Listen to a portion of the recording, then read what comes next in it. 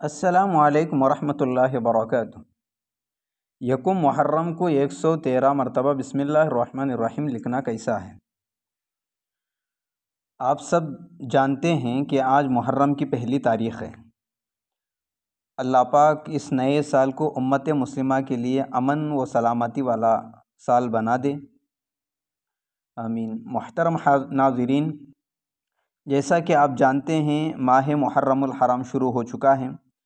What's app پر اور دیگر social medias پر طرح طرح کی میسیج ثواب وغیرہ سے متعلق آتے ہیں۔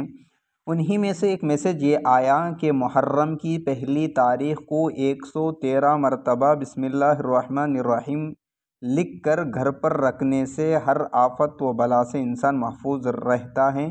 اس کی کیا حقیقت ہے، اس کی کیا حیثیت ہے؟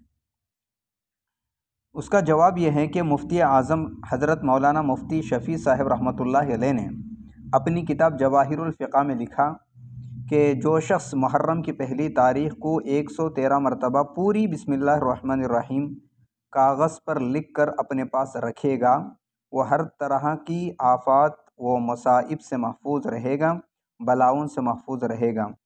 یہ اولیاء اللہ بزرگان دین کا مجرب عمل ہے، آزمایا ہوا نسخہ ہے، وظیفہ ہے۔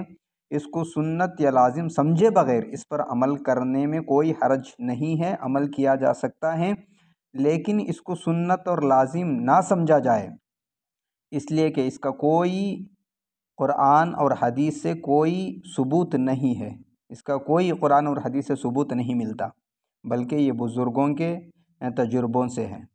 اللہ صحیح سمجھ کی توفیق عطا فرمائے۔